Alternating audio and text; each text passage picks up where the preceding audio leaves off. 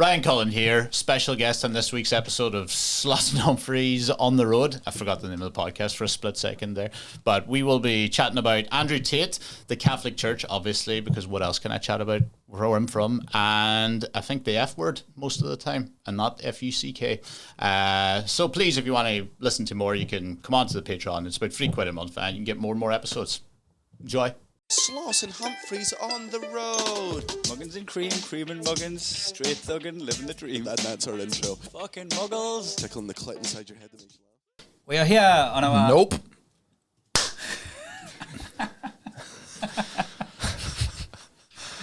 Go on, you do the intro then. Yes. We're here on the Sloss and Humphries on the Road public podcast with guest Ryan Cullen. Do the Ryan Cullen song. You say public podcast? Yeah, this is going out to everybody. Oh, I understood. There's a difference between public and Patreon. Got it. I didn't even know what the Ryan Cullen song was. No, I didn't expect you to. I was hoping that you would. Is that one? Is it? Baldy! It is. It's more of a rap. Well, thank you for having me. Hi, thanks for coming back on from Over 30 there. feet away from where we live. He lives over there, listeners. He lives like a short walk over that way. Nah. And, in the basement. Yeah. It's like the slave quarters, isn't it, back in the old house? There is a pub right outside your room. I love this. Yeah. This is one What thing about- slaves were like, yeah, I live You treat me like shit. I live in the broom shed of the Queen's Arms.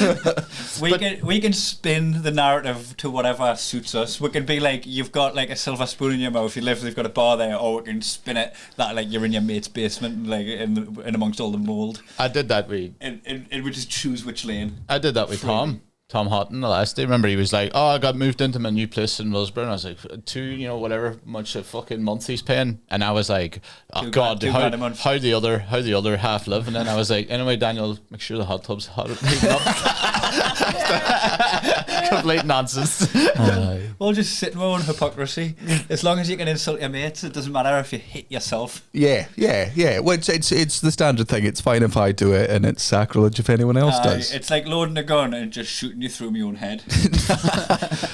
It's these headphones that are shit. just kept worrying that his mic was cutting out and my mic was cutting out, but in fact, I could see you and then worried. You were like, well, we've just got to a stage in this podcast now where it's been 7-8 years and it's now genuinely inexcusable for there to be any like tech faults. Like if I was listening to this podcast and there was cutting out the audio, I'd be like, guys, I've been a Patreon for a year. Yeah. Like I've come and seen you live a bunch of times. I know how much money you spend on drugs. Is there any chance you can throw some of that fucking cashish to the content you can create so I can consume it properly? No. we will try and act like the professionals that you deserve. Yeah. And if you want to see the much higher quality version of this podcast, you can subscribe to our Patreon. It's the exact same. We'll get better guests. We get better guests. Yeah, they really do. We did. We had Obama on the last one. He was How's he great. better? Yeah. What's he done that I've not? Ryan, tell me how We got you're all flying a drone. tell me how you're better than Barack Obama. I don't want to say the obvious one. Yeah. Well, that's me The done. drone strikes. He meant the drone strikes. Well, there's the one clip that can't go in. Yeah. Well, I don't think. Do we do many clips from the Patreon anyway? We do all the clips from every episode. Oh, do we? Yeah. That doesn't feel right. I feel like the Patreon stuff should still. Or is it like that thing of like clips? Like, look what you could get. Oh, okay, but it's not the most like horrible shit we say. It's like when the stripper sets do next year. Nope. With some of their clothes on. And do you want to see this fully bare naked? I'd be like, no, thank We you. do that. We're prick these cunts. You always get those people that say, by the way, like Obama's way worse than Trump ever was. Do you ever see that? Because he technically did twice as many drone strikes. Shot schools and that. Aye. Well, but it's also because like they were like, oh, he was doing a war or whatever, and they were like, well, yeah, but Trump had the one in his own country. He started indoors. Aye. You just. He was setting off fireworks in his house. Yeah. He pulled out of Afghanistan and then. There's no point in droning your neighbour. hey. Especially, no. If you are going to drone your neighbour, you do have to watch the weather that morning just to see if any of the saran gas will get blown into your country. That's the big. Oh, we can't bomb them today. It's an eastward wind. You could accidentally make yourself Belarus. What did Belarus do? They're the ones badly affected by Chernobyl, aren't they? Even though it's in Ukraine. Oh, it's all blue that way. Did not know that. There you go. I thought it was some cut and satire about recent events, and that I was just going to let blow over my head. I can't trust anything I say now because you both laughed. Yeah, man. We're kind of our guests, man. Yeah, we just laugh away with jokes. I was howling at Gareth the other day. I didn't understand a word that comes. There was a video that, you've both seen it because I shared it in the group, but it was that one of the, you know how obviously what's going on in Russia at the moment is that they're just getting fucking better than Nazi grade propaganda. Goebbels fucking invented propaganda, and the Russians are at this point where we've got fucking TV where we can just have all of our experts stand in a room and yelling, and it's on their version of fucking BBC, so all their boomers watch it and are like, oh, okay, we're saving the Jews in Ukraine, this is great. And sometimes I just watch it because it's sometimes interesting to watch propaganda and just go, because you just get, how the fuck does this affect people? How can you fucking watch this and just go, yeah? How can you sit and watch Piers Morgan just ramble on and just go, I'm going to apply no further critical thinking to this. It's so handy that there's just a TV channel that just has my opinion on it ready for me to fucking consume. And it's like you don't even need to spoon it into your own mouth because they're digging the aeroplane for you. Aye. And you're like, once this airplane's done in my mouth, can you go bomb some more Ukrainian kids? Because I love the Jews! I love the Jews, and there's heaps of Jews in Ukraine, and the Ukrainians are against the Jews. That's what the guy said. It's what the guy said. So we're getting rid of the Ukrainian Nazis by acting like Nazis. It makes perfect sense to me. Can I have some more borscht, please? So what was the clip? The clip was apparently England had said something, or Boris Johnson had said something about, we're going to give these arms to Ukraine. Which, by the way, they'd clipped him saying "Hasta la vista, baby" onto him pressing a button. Yeah. They were like, "Look at this monster!" I gotta say, I think obviously the war in Ukraine is shit. Although the response from the rest of the world has been good, in the sense that it's like, hey, this is awful, we're going to support you in every way I can. You're going to fight for us? No. But we'll give you all of our guns. Against Russia? You mad? But it's that. But you guys going to fight Russia? We want to fight Russia for ages. Will you help? In a way. Have you seen the meme where it's like Gimli going, "You can have my axe," and then Legolas going, "You can have my bow," and then just the Ukrainian just walking off with the axe and the bow and the sword. It really is that. We're like, go beat up the bigger guy because we can't, because then they'll kill us, and we're not used to them killing us. But they've been killing you for 2 months now. So by this point, surely you guys, you get it. You're cool, right? I love that. Right? Sorry, you've got no fist. They're like, it's going to fuck up the whole NATO thing if we get involved. I'm like, it's already fucked up. That's what the war was. Aye. So this fucking Russian guy was angry about what Boris Johnson or someone said, and he's like, how fucking dare these people when we've got the nuclear capacity to wipe them off the face of the fucking earth, and that's what we should do. We should wipe England off the face of the earth. And I'm like, you know what? These Russians. Amen. He said England, but he didn't say Britain. Well, so I'm sitting laughing at that and be like, that's a funny, horrible take to have. I'll definitely pretend that's my opinion for a bit just to get a reaction. And then one of them goes, what about Scotland? And the guy goes, oh no, Scotland's cool. We'll be fine in Scotland. I'm like, oh God, maybe I do really like these Russians. you actually were checking the wind. I reckon Ireland would sell themselves into being Belarus for that outcome. Well, I mean, the problem is all of the nuclear weapons that the UK has is 40 miles outside of Glasgow. Like it's Helensburgh. That's where all the shit is. So if Russia were to bomb us, which they won't do, they're absolutely hitting Scotland first. that's going to be a prime Yeah, because that's what England did. Would you be like, can you hold some of our guns for us? Sure. You got any down there? What's with the questions, Scotland? What's with the questions? We're giving you all the nukes. Don't you want to be defended? Yeah, no, real great. Thanks so much also, for the you've backup. got all the resources up there, the oil and that. Can you just mine that and just patch it in here? Build one nukes. And then as soon as war starts, it's like, yeah, you see them cunts for all the oil and nukes. Have you seen the movie Braveheart? They don't listen to authority at all. I reckon you shut them up dead fucking quick. So this guy was on TV going, oh, you should nuke England and all that, and then you've got cunts in comedy going, you can't say anything anymore. You literally can't say anything. There's a bloke been on telly in Russia just threatening to nuke people. Newsline unleashed. Well, to be fair, you actually can't say anything in Russia. That's what annoys me when you get people in this country in America being like, you can't say anything anymore. You're like, comedians in India are taken off stage and thrown in jail and never seen again. Like, Russians disappear when they say certain things. That is not being allowed to say anything anymore. You just don't like the fact that you cannot say the N or the P word anymore. That's it. That's all you want to say. I did actually just think, what the hell's the P word for a second? I do, yeah, but I genuinely ran past piss. Presbyterian? Don't get me wrong. I've definitely said Protestant. for those that don't know, Pneumonia? it's the shortened version of Pakistani, Paki, and the reason it's obviously offensive is because for generations British people would call anyone of any brown colour Pakistani, even though they weren't Pakistani. So it's definitely, what again we discussed on the last podcast, one of those words that's not inherently offensive, but because of the way bastards use it, is now an offensive fucking It's been term. said so many times with a furrowed brow. Aye.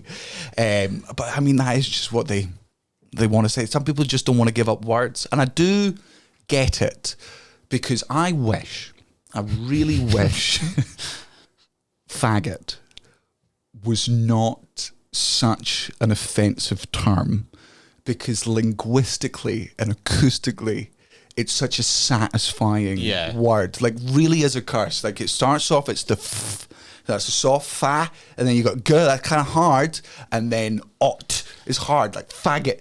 It's if you were to remove the word from all of its previous connotations, right, and be able to fully separate yourself from it, it's a really good word to say, and as a curse is really good. But the problem is, it comes from, we used to burn gay people alive. So you just can't. Just call them maggots. Oh, maybe. Just call them. I was about to say, call though, it them doesn't maggots, sound it as doesn't good. have the No, connotation. it's a good, because and f, because like f is It's nice. yeah, isn't it? It's never nice. Yeah, that's it. Yeah. Hey, how did you enjoy your meal? How did you enjoy your meal?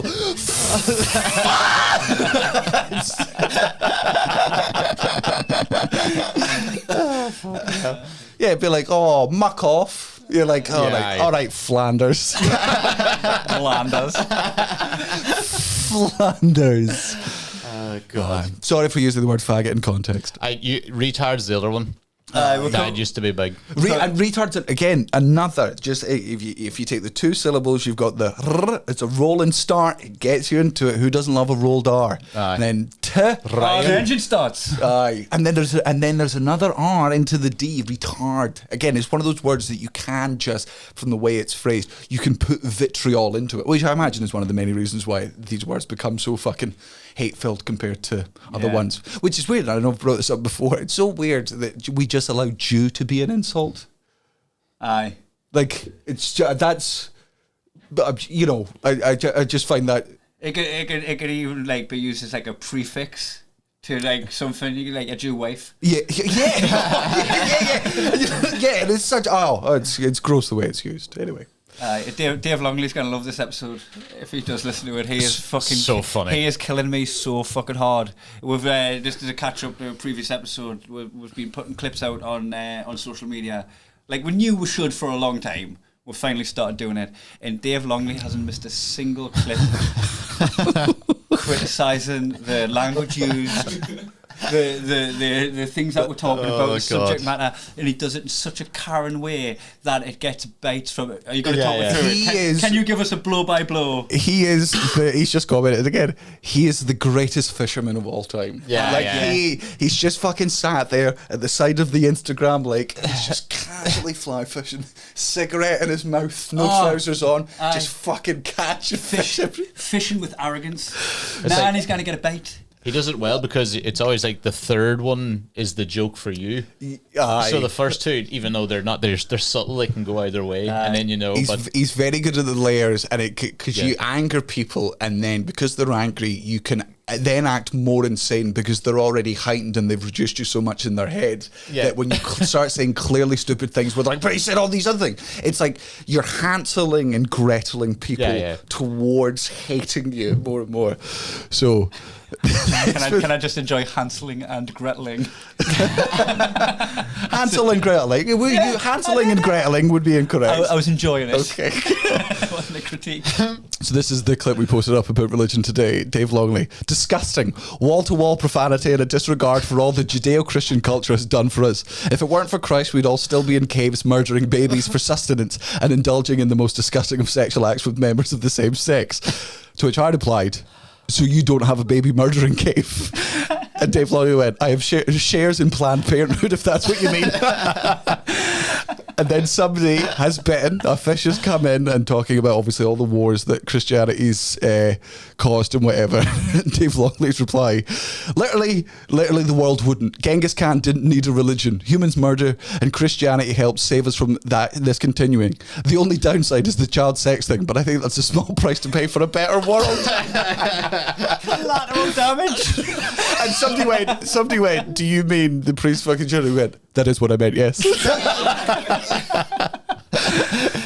Somebody accused him of having an opinion while being a cis male. Yeah. But like capital letter CIS, and he was just like, "What is my favourite murder mystery got to do with this? What does my favourite police drama have to do with any of this forensic police work?" Cis Miami. It's the funniest. Cis Miami. Big fan of the old CSIs. Really? Seriously? How many football matches or boxing fights have been won because of God? Who is the first person they thank? Oscars? And Christ doesn't uplift. Bake yourself some pie and a dash of humility and get yourself a big spork and a bib. He's killing it. Because the first few, he didn't even reply to the comments. He was just putting it in, dropping it, walking away, getting on with his day.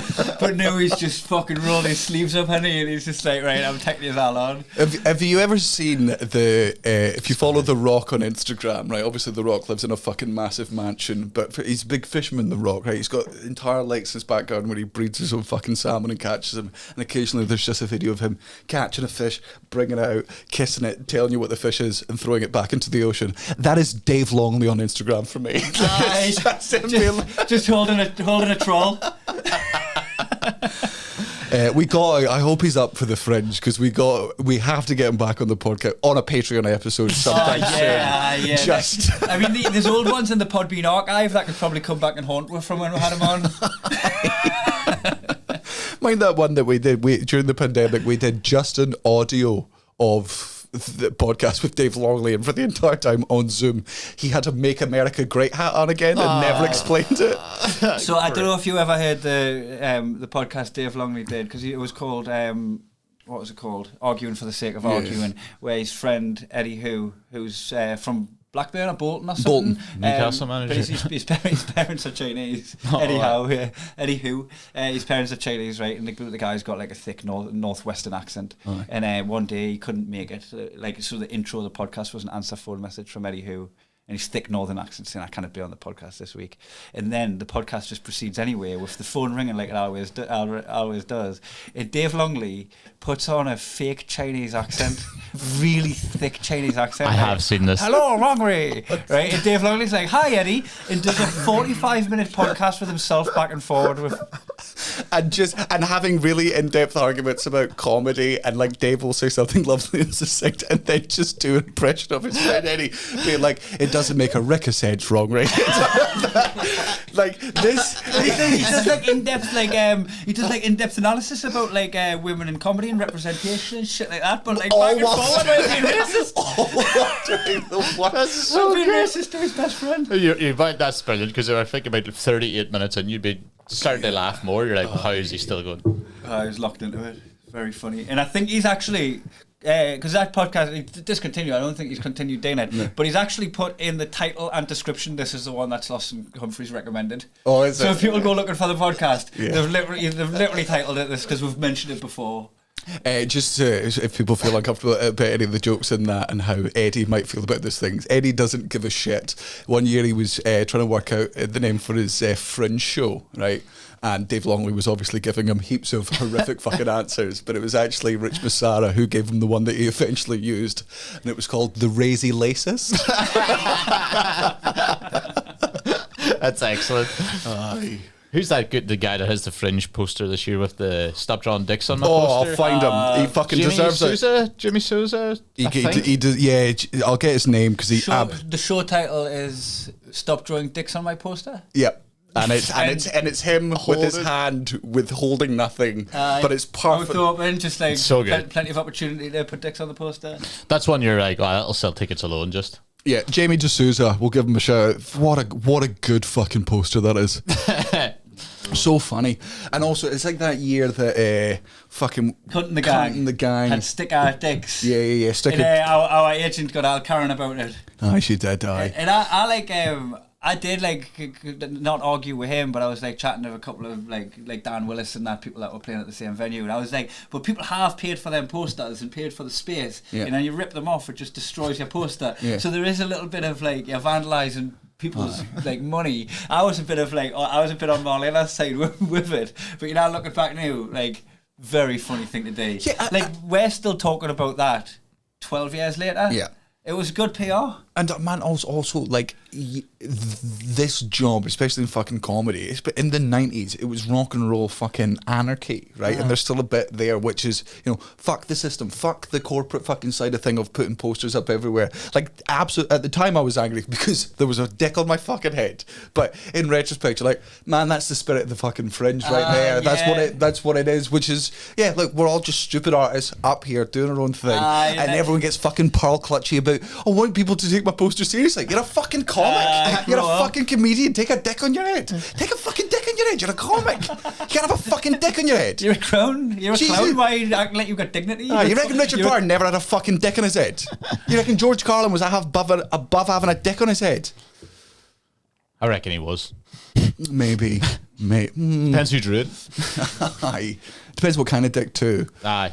Would you prefer? That'd be what you mean, like a tiny yeah. needle dick on your head. If you had a real dick on your head, like it was just a birth defect, would you rather it was a big dick or a smaller one, and why? Smaller one, yeah, because it feels like it'd be less noticeable. You could pass it off as a defect. Yeah. More rather go, don't look at my wee dick head. Don't look at my wee dick head. It's a wee mistake. Whereas the other thing, it's a trunk. When you get it pierced. It's Albert. Oh yeah, I know a lot. I don't think you'd want a smaller one, because my worry if I had a small dick on my head is people being like, does it fit much of it? Whereas is that a rabbi about to do both? And you know, if you got an erection, a little unicorn with your friends. Oh, imagine you're just like chatting lass up and like you just start like she starts getting a bit like tactile with you and handsy and all that, and you just start getting an erection on your head. You're like, it'd be great if only one could go, the other one goes down. I've only enough blood for one of them, love. You're gonna have to suck my forehead. So daft. Would you think you would get it circumcised? Because I figured, look. You know what? That is a good point, actually. Yeah, maybe. Would you manscape it? Like if I had a fucking mole or a spot that had hair coming out of it, I'd trim that for sure. Like, so it's no different if you've got like it's no different than a huge dick on your head. Yeah, but you're not gonna just have loads of hairs poking out of it, are you? Aye. Yeah. Oh, you definitely. I would probably take better care of this one than I would of my actual one. That's your display dick. That's your fucking. That's the trainer that they put on the front of JD Sports. Then the guy in the back to get the other one. Yeah. You pretend that you're bigger. Can I get a size 10? You're 9, sir. Every girl that I go on a date with is so excited to get home and have sex with me because they've seen the dick on my forehead, and then it's just the difference between McDonald's adverts and McDonald's reality. I'm like, there's not even 2 patties on this shit. God, yeah, I think if you wore a hat as well, like a little hat, and someone talked to you, but you're trying to hide it, and it got erect, and it would come up. Look like that would be great, though. Yeah, you'd be a woman so hot that she blew your hat off. You could self-hatch catch him. Aye. I've met a man who has got a tattoo of a penis on his penis. Is it bigger? Squatty. I'll make it bigger. what, like the girl he's dating is whoever the road or Wile E. Coyote and he's the road runner. I'll just draw an extra couple of inches and she'll not notice. I can remember Penny Crayon. I was too young for that. She used to draw things and then that would come to reality. It was a kid's cartoon. God. I reckon after hours when she wasn't doing kids TV, she was drawing loads of dildos. Aye. Just dildos, not fully functioning boobies. I don't know if she can make stuff sentient. I can't remember the cartoon that well. Maybe she could just bring stuff to life. She like draws a friend and it's like, what am I? Drawness, play hangman for the love of God. Free me from this eternal misery. You probably couldn't hang them because they don't have, like, you have to start drawing the neck as well. You have to Aye. to die. So we're on an absolute different fucking timeline for cartoons. I can't just sit with you two and have like nostalgia right. of my childhood. Yeah, you did actually say there, like, oh, and that Fringe was 12 years ago. I was just like, I wasn't even doing comedy 12 years ago. Just funny when you said it. And I noticed it. I was like, oh, God. Yeah, that's right. Saying that, though, you're the same age and you were, but you would have been like fucking teen. Yeah. Started dead. Did you watch then Biker Mice from Mars? Yeah, that was that. You know what? That was a big one that might have. Wasn't like I didn't really watch it that often, but I was aware that was a cartoon then. Do you remember Street Sharks? I do just remember the generation where people who were making kids TV shows, like clearly it was just the time when networks were like, just go do a cartoon for the kids, and then and nobody looked over them because they just trusted them to make these shows. All of these shows were clearly written by people that were either on mushrooms at the time or stoned the entire time. Yeah. You just Magic. It was class Magic rated cartoon Roundabout. because you could just dig out. Can you remember Rude Dog and the Dweebs? Rude Dog and the Dweebs? No. I feel like you made that right up out of your head. He's trying to put Rude Dog in the Dweebs. Most people are like Ren and Stimpy. You're a fucking Rude Dog. Show me. He was like, he had like a fucking convertible. He was cool as fuck, dog. He was a cool as fuck, well, he better be. But he was but he was really cool to the other dogs. That were. In the mood to be rude. Oh, well. He was real cool, was he, Ken? Molly and I's got our fucking accounts on Facebook. She did that like to me. I was like, why did you shove mine? She doesn't have yours. Our agent's got our login, and she obviously can like put up a poster for my Fringe show and give it a blurb, and then sponsor it and it'll advertise. And I always find it a bit weird because it looks like I'm talking about myself in third person. Like Kai Humphries, multi-award winning comedian, but it's like, hey, as admin writing it, and I'm always a little bit like, that should have just done something a bit more personal and push it. But you know what, you're producing my show, you know what you're doing. She'd done one for the live podcast. We'll have a live podcast, by the way, 20th of August 2022, and Molly and I put out a post from your account and saying live, and in brackets, and very rude. As you would come to the podcast live and very rude. God. And I really wanted to troll and laugh about it and very rude because she put up one where like she'd clearly not paid to get a poster done because you're getting one done, and she just used rudimentary Photoshop to put the details on a picture of you, and I was like trolling, going, oh, where did you get your designer and all that? Can you put it knowing that you'll never see this conversation? No, I've never. But I do my own Instagram and that's it. Just everything else is, I'm better than Facebook, so that's why I'm not on that. And then with like Twitter, I just get sucked into it. It makes me sad because it's mostly like political and the worst cunts. And then with TikTok, I'm just like, it's just it's just a giant whirlpool. Well, the thing that scares me about TikTok is the algorithm on it is so good, so unbelievably good at working out what you're into. Like if you hesitate by like an extra 0.2 seconds on a video, the algorithm will go, right, what did he see there that he likes? Right, that's also these videos. So it's just designed to just keep you in your fucking phone, and I just don't need that. It's your algorithm and Andrew Tate. It's just nothing but Andrew Tate. I don't know who that is. I'm not on TikTok. Jesus. Hustler University. He's an ex kickboxer who had he won't admit this, but a horrific childhood. I don't know what his dad did to him, but it was most likely beat 7 shades of shit out of him and his brother and his mother because of just the way he is. And his whole fucking thing. He is worse, and I mean infinitely worse than the people from the pickup artists from the game. Neil Strauss and, way worse, because mystery. It's not even like, oh, we're gonna trick women into sleeping with us by, you know, negging them and making feel. His is just women are fucking.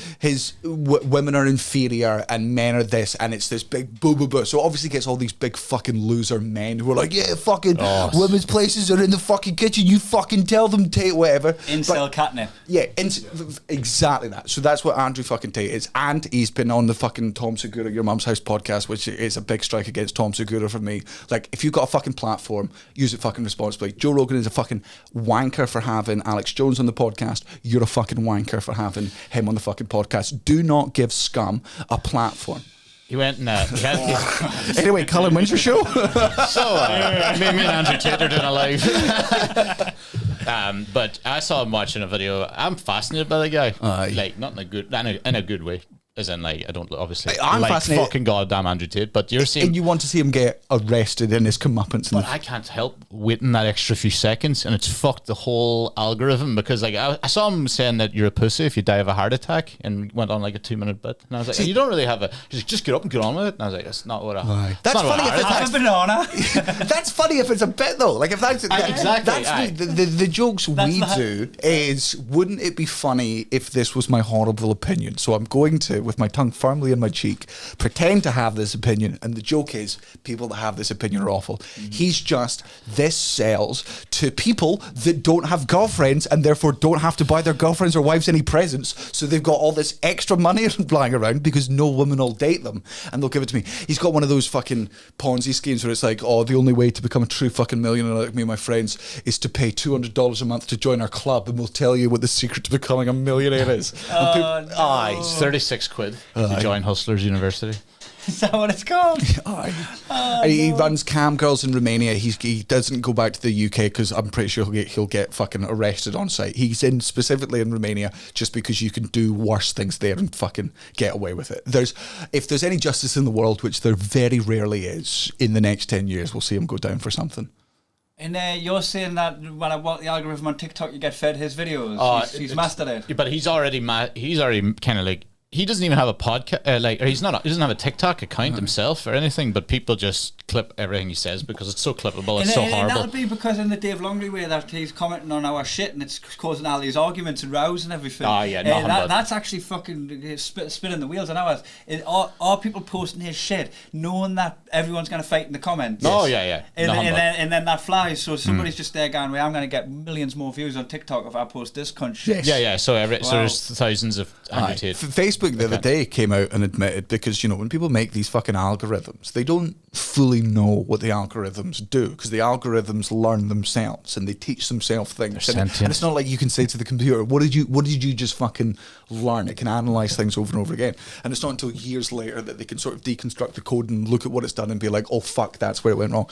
And they were like, the Facebook algorithm, all it did was it was meant to bring people together, but it just taught people that controversial opinions were good, because controversial opinions were always the one that went straight to the top. I mean, think about what fucking Twitter was. You never got people that were just saying normal things, right? That would never get to the front page, would never fucking get retweeted. But any controversial shit, because people, anything that's divisive. Yeah, and it's the outrage and the outrage of outrage. And as I've said before, the outrage of outrage is always infinitely more than the initial fucking outrage squared. Because I only go on TikTok to see how well the clips are doing, which you don't even post. It's your brother's posted for you, but I'll get on and just see how they're doing, right? And before you can even go to your account, I get whatever it feeds us. So the only TikToks I ever see is when I open the app. As a 39-year-old man on Facebook, it thinks what I want to see is lush lasses dancing. So when you start TikTok, that is, I think it's just across the board. Any lad is just dancing. It took about 3 weeks before the algorithm kind of like started feeding it out. Obviously, it still keeps it, but you know, now it's Andrew Tate, Bukayo Saka, and the odd woman dancing. But at the start, it was just nothing but like absolutely. They were like, that's probably the best one that everyone's. But for. I've only went from that opening thing to googling you, searching you, and then clicking on your account to see how it's doing. And I opened my account today, and it was a lassie who maybe has like cerebral palsy or something dancing. So I don't know what the fuck happened where guys he likes lasses dancing and people with disabilities. let's give them both. I'm looking at this algorithm going, what's happening here? I'm looking at the last guy. Good for you, love. Good for you, getting loose. I don't know what goes on. Aye. See, we are all in our house on our phones heaps, right? And I do constantly get worried that, you know, Caelan will see us on our phone. He doesn't know what a fucking phone is, but he'll see us looking at our phone. And I say to Cara, I'm like, do you ever get nervous about how much we're on our phones? And she's like, definitely. There will be a point where I think we just have to reduce it and we have to move to the other room to make sure he doesn't see it. Because at the moment he doesn't know it. He just knows that we look at this little thing. But the weird thing is, the only thing we ever show Caelan on a screen, the only thing, is just videos or pictures of himself. Just because, like, he now recognises himself, so when he sees himself in videos, he finds it funny, right? He laughs. He's like, "Oh, that's fucking me," and I'm just like, does this cunt think that all me and Cara do all day is just stare at videos? Plato's cave. It's Plato's fucking cave. I walk in, right, and I'm just replying to Natalie, right. And he looks at me going, "Cuz watching videos of me." Because that's what that device does. I'm here. I'm right here. Can I talk to me? I'm better than the real thing. 2 seconds. Just looking at a couple more cute videos of you. But I'm right here. Your son's just going to think that he should be on TV too. That's what's I always wondered, you know how you get like your school photos and stuff, and like all the way through your house is just pictures of you up in the house. I often wondered how much that psychologically affects you into thinking that you're like the centre of the universe. Because you are the centre of the universe in your own house, but the only person I know, other than children, who have pictures of themselves up around the house is Kim Jong-un. Dictators.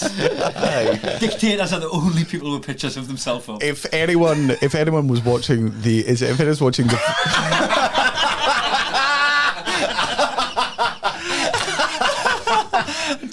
To the people on audio, most of you, Matthew, our producer, just pointed the poster of me up in the background. Well, the thing I was... Nobody draw a picture of a penis on it. I have self-respect. Yeah, I mean, you are asking people to draw. Yours is already drawn on, so you are. You got to. I hate to use this phrase, but you are kind of asking for it. If anyone was watching the video of the podcast, feel free to look back at that clip when Kai's talking about there's only 2 types of people that have pictures of themselves around their house, and watch the fear in my eyes as I'm 90% certain he's about to mention me. I was just in my head. I was like, in what room do I have pictures of myself? I know there's one in the snook. Daniel, look at my hoodie. I've got a cartoon of me and you and Mario. No, we're bad. Which you could also have. Oh yeah, plug the fucking merch that we've got. Stretch. Just have a look at our link tree and our socials. We put me and Cara put Cullen in an uncomfortable situation last night when we were watching. Sleeper hold. Well, if it wasn't comfortable, why did he fall asleep?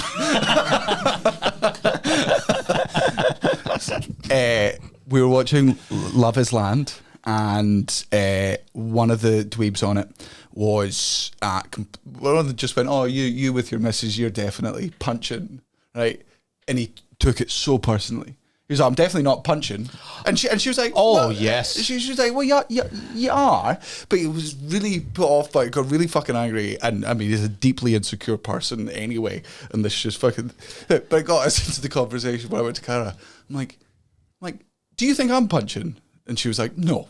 Do you think I'm punching?" I was like, "No, I think looks-wise, we're pretty much... Like, I don't think that you're infinitely more beautiful than me. I don't think we're out of each other's leagues there." Cullen? Oh, so I must have started, like kind of heard it inside. Next thing I got fucked into this Cara going, "Well, I'm the personable one." Oh, that was it. Yeah. So it was on looks-wise, we agreed we were average. But I went... Her best dish is way better than you and your best. Yes, aye. But if we're going... Yeah, but if you're just chilling... I love the way you're starting to get angry again now. Oh, hold on, I get to you. Look who's getting from. Well, my thing was I'm punching. No, neither of us are punching looks wise. But with my tongue in the cheek, I was like, "You are absolutely punching personality-wise. Like, don't be wrong, Cara, you're class. You're 10 out of 10. I just happen to be one of the 11s. Like, that's the world that you're living in. I think for like 1 hour a day, you're an 11, and it's the podcast or it's when you're on stage. That's what. But for the other 23 hours, she's a 10, and you're fucking low 4. This was her argument. She was like, average that out, mate.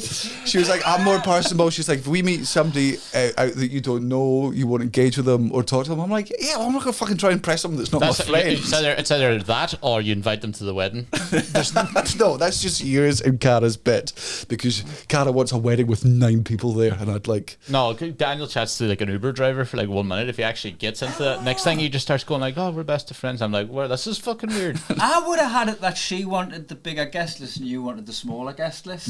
Bigger. Oh wow, because I thought you like less people the better, just because of this. Well, no, because for me it's like for me what the wedding is it's a big party for all of your friends and family to come round, meet each other, and get drunk and celebrate the fact that you're in love with each other, and because it's like I want it to be a day where there's people who have throughout my life been involved in parts. We've been friends, really good friends. We might have fucking drifted apart, but I still want them at like the evening thing. And like Cara's thing is, oh, she's like, you've not seen these people in 3 years. I'm like, there's been a pandemic for 3 years. Yeah, that doesn't fucking count. And I'm in a job where like you can gang years with seeing each other. It doesn't mean that is the. And I get her side of things because man, if she didn't speak to one of her friends for 2 years, they'd probably never fucking speak again. But with this, yeah, because I had a 80 cap because it was on location. It was in fucking. It was overseas, so I couldn't invite people just to the evening do. So I had to have 80, and it was one of them things where I had like my group of close friends, comedians, but then I also had like a bunch of comedians who I fucking love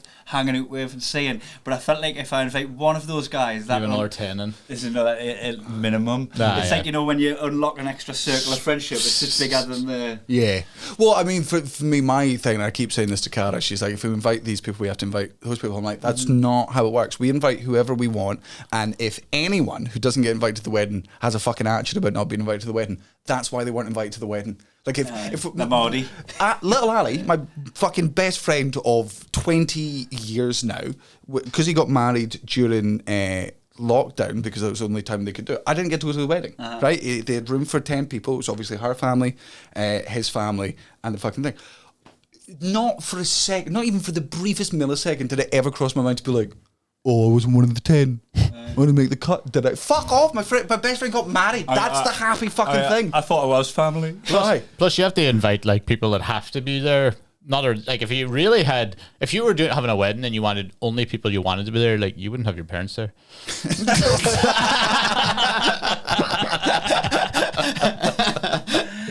No, maybe you, Brady Bunch, but yeah.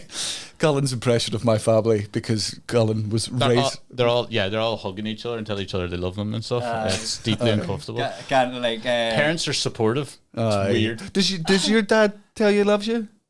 Aye, at the end of a phone call and all that. Yeah. Did he do it growing up? You know what? I think he got a lot more when my granddad died. I think he got a lot more like saying I love you and cuddling, because I think he wished he did it more with his dad. I think. So I think like his was more. I remember it more as an adult than I did as a kid. He was very. Well, my dad knows nothing but death, and it still never turned him around to it. Never once. I don't think he's ever said that to me. Ever. My mother maybe 2 or 3 times. Have you heard him say I love you to your mum? God, no. God, I've never even heard him just love in general. Just I love this cup of tea. Have you seen him kiss her, hug her? Like once ever. Like once ever, and I caught them in the kitchen. I was like, what the fuck? What's going on in here? What, peck in the cheek? I was like, hitting them with a broom, just turning the fucking hose on them. Never hugged in my life, unless I don't even think we hugged at his ma's funeral. I think we just skipped it. You've never hugged your dad? Nah. Jesus. How do you mean escalate it? We had this. Gareth was along my type of side as well. Aye. Oh, Gareth's dad's is is it Catholicism? What? I don't think Gareth's dad's Christian. Is it the church? Oh, but you're like, oh, you get it enough at it. The common denominator. Is it both Celts? I suppose, maybe. Catholic guilt. I do Catholic guilt from hugging your dad. I wish I didn't get a twitch on my forehead. I do think that, you know, it's definitely like a generational thing. Not to say that there weren't people in previous generations who didn't say I love you to their kids, but I would be interested if there was any data, because I reckon it's increased exponentially in the last 30 years. Do you think it's because hugging between two men? Because they've got dated opinions on No. homosexuality? I mean fathers being able to say I love you to their sons, and being able to be like emotional and loving with their sons, as opposed to I've got to raise a man who's strong because this is a cruel world. They might end up going to war. They can't be. Eugene Field on both ends there.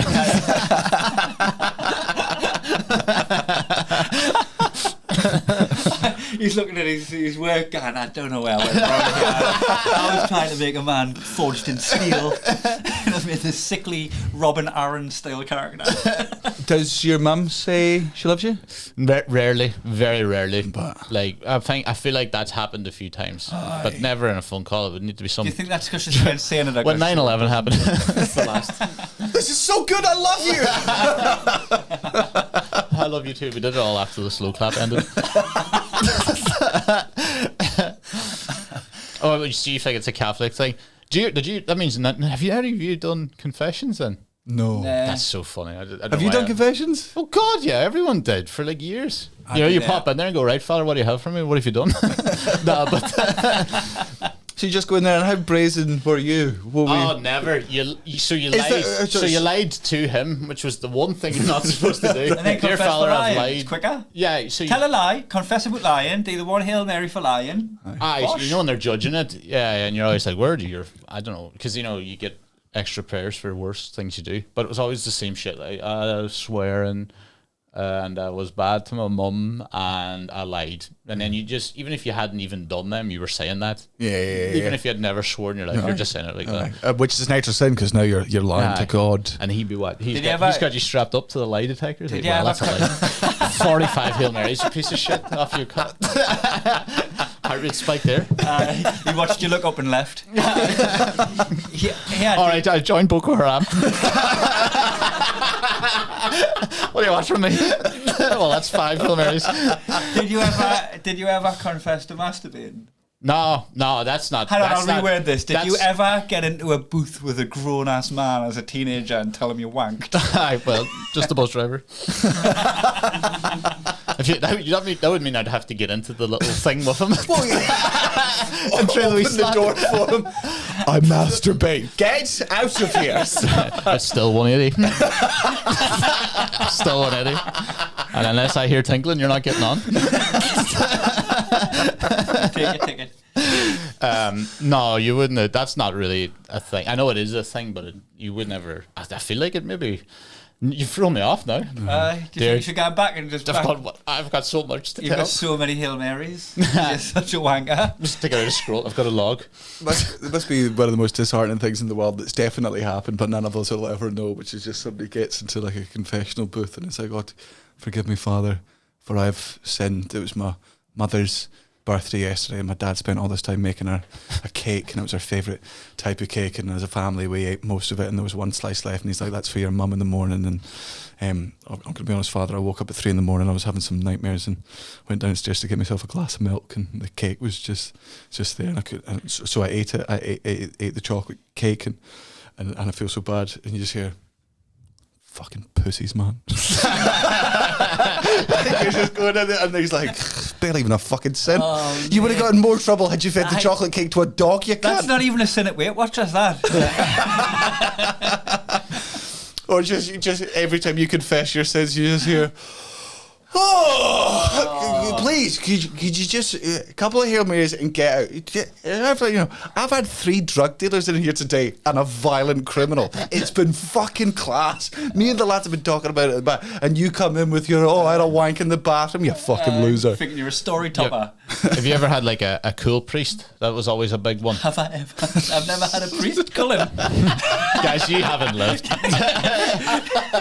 I've got no history of priests. What's a cool priest? One that taps you on the head when he's about to come. Just let you know, son.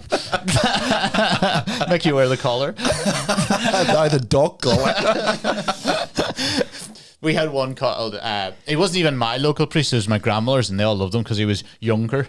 That was first of all the thing, but he was all against. After shave. So basically, what happened was, it's very funny. He eventually left the priesthood because he was like all the priests I know, they're all banging kids. Essentially, what his thing was, and he was like, I'm out. This is fucking horrific. I can't follow the whatever. I'll just be religious or whatever. And all the old people hated him for it.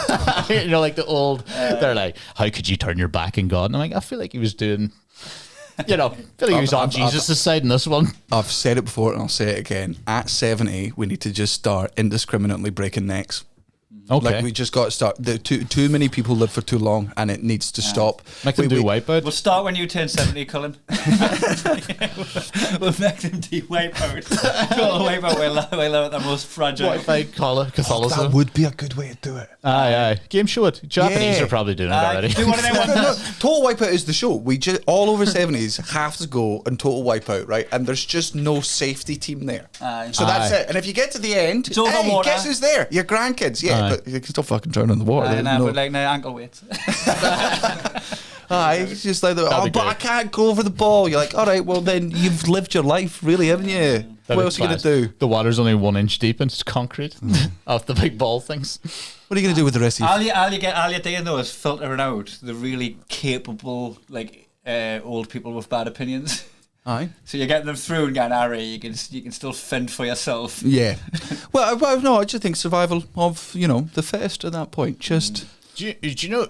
I'm just trying to think. Do you not have death notices then on the radio?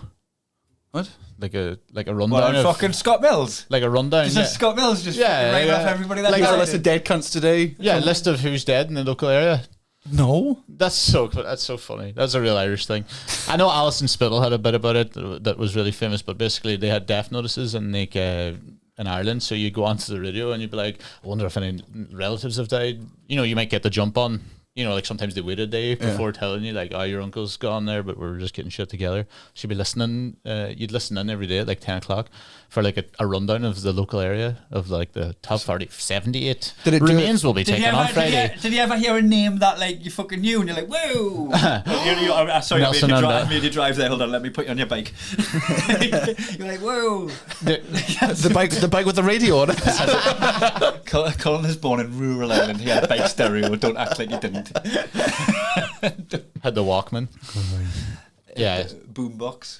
No, they didn't do celebrities, if that's what you're asking. Or do you mean like No, just, I mean, have you been like, and then like you found out like your auntie had died off the radio? Like, is someone. the fucking problem is, like, around my area, everyone has the same, like, second names and everyone- shit. So they're like, they'll be like, oh, Mary McGinley's dead. And I'm like, Mom. And I'd be like, there's about 50. Like, you know what I mean? Like, Mary McGinley, 57, died today. Oh, what's my 56? Oh. Oh, God, That'll just be one of her sisters then. 1 minute. It's her birthday. Aye, so we had death notices. you tried to fucking tell me that pies was an English thing. I went It's- to Ireland and I was like hungover and I was like, what do you want to eat? And I was like, I don't know, like a pie or something.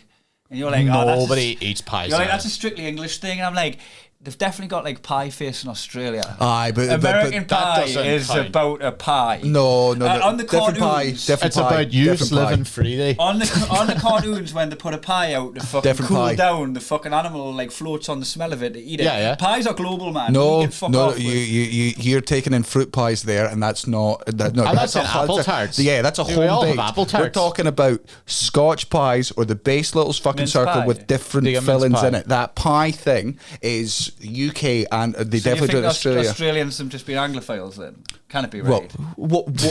I'm sorry. Do you think one of the colonies is being part of the colonies?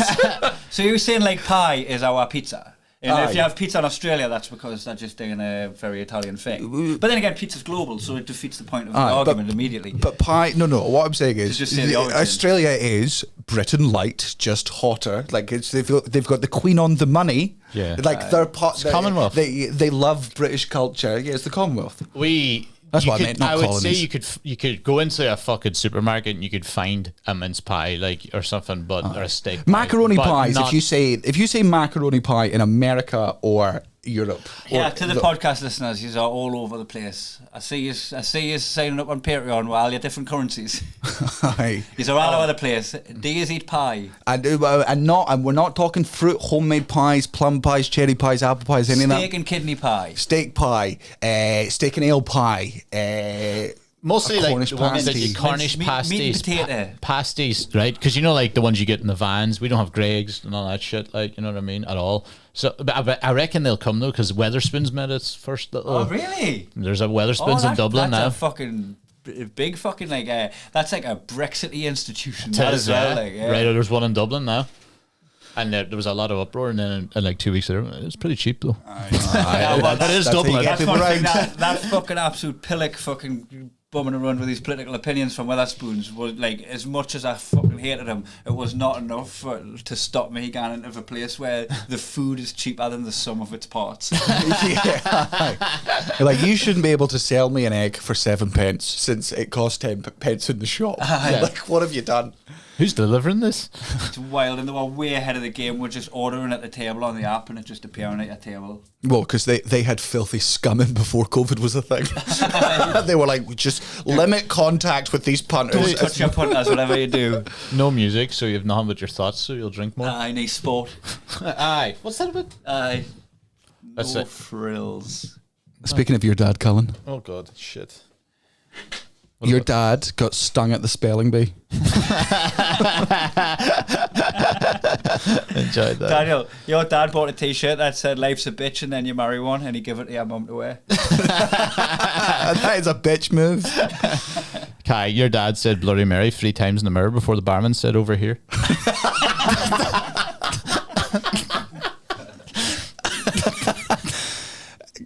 Kai, when your dad pours a Guinness, the white bit is at the bottom, so he uses a straw. Colin, your dad put both of his feet in one Veruca sock so he could swim like a mermaid at the local bath. And now he's got a Veruca on both feet. Dad, Young Kai. Daniel, your dad sleepwalks so much and he keeps waking up in your bed, and it's hard to explain because you live in different countries. Cullen, your dad gets a tattoo of the title every time he finishes reading a book, which is why he has 96 tattoos of the word Mein Kampf on his back, being drawn on a blackboard by Bart Simpson. Daniel, your dad went for a full body massage and asked for a sad ending, so he ended up tossing off the masseuse. Kai, your dad won Employee of the Month, but he's a prostitute. then why can't he pay his maintenance? Cullen, your dad's childhood crush was the Hamburglar. Danny, your dad goes through the car wash on the roof rack. Kai, your dad left everything in his will to Millwall Football Club. The worst one as well. Just, bastards from top to bottom. Kai, before your dad farts, he licks his finger. Not just to check the direction of the wind, but also to help the little guy out. Come on, little buddy, don't be shy. Come on. Coaxes it. Colin, when your dad's playing Pass the Parcel, he always adds a layer of wrapping paper when it stops at him because he doesn't want the moment to end. Kai, your dad's ashes are still by the fireplace where he fell in.